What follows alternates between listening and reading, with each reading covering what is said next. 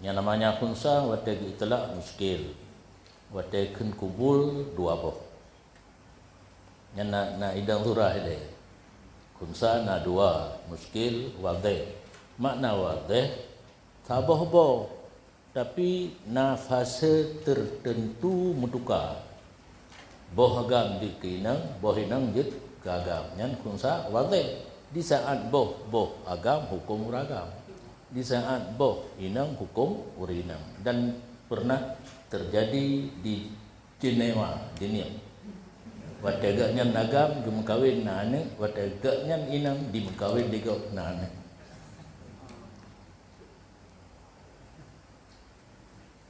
Jadi nakal surah Abu Miron sangat porno. Irman.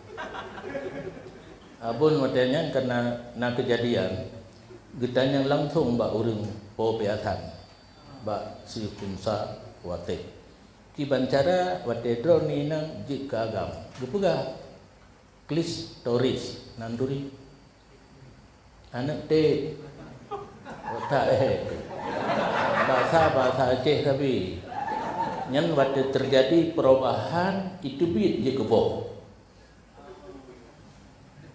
Bibi Farad wate kajik ke agam itlen jadi keris.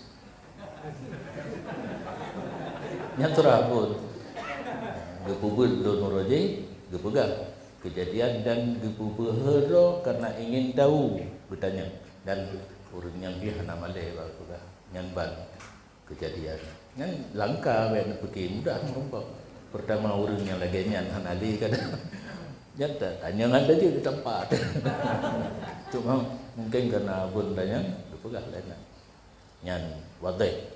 Yang hek muskil. Nan kumsa muskil. Yang muskil ku hukum. Dek khun kau khun leo. Bertanya abut otak tak khun bu mahoi wo damer. Kumsa muskil. Apa yang muskil? Hukum. Dino berbicara tentang kumsa muskil. Oh nah, dua boh. Dan sama beubu nyobut tak tahu hana kira boh agam lagi boh ke kena farat raya nyan anak damong dalam bangsa muskil.